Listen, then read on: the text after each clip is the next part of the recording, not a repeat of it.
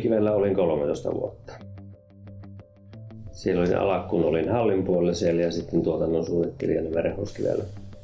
Siellä sitten se lama iski silloin 2000 puolen välin hujakoita, niin väheni työt aika paljon ja 2008 huhtikuun lopussa taisi olla viimeinen työpäivä Tulikivellä.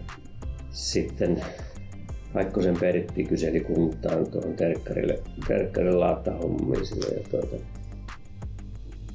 ja olisi tarvittu, että mistään ei saa tekijöitä ja se oli vain ehtona, että pitäisi olla yrittäjä, niin silloin mietin sitä, että laitan toiminimen pystyyn ja teen vaikka sivutoimisena.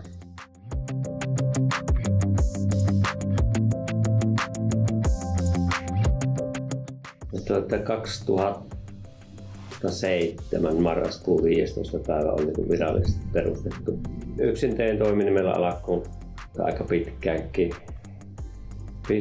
ja pääasiassa sisustushommia silloin, laatutuksia ja tämmöisiä maalashommoja, betonia ja matonlaittoja.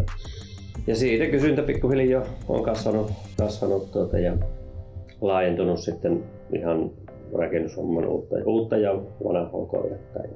Tällä hetkellä työntekijöitä on ollut semmoinen 9-10 kesäaikaa.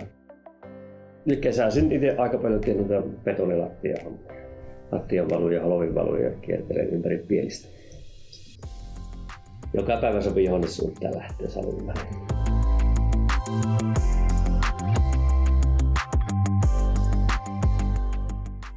Olihan se silloin, kun mietti, että uskaltaako sitä lähteä kiveltä pois, niin silloin vähän hirvitti, mutta ei oikeastaan ole kaduttanut sen jälkeen, että joskus on mielestä ottanut aikaisemmin lähteä.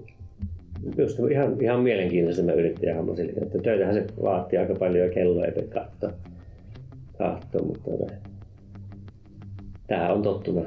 En tiedä, osaisiko olla vieraan palvelussa ennen töissä.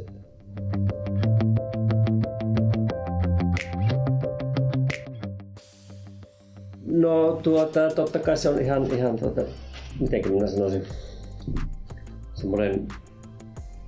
semmoinen kunnianosoitus tietysti, että on jotakin tullut ehkä tehty oikein ja tunnustus muilta yrittäjiltä tietysti.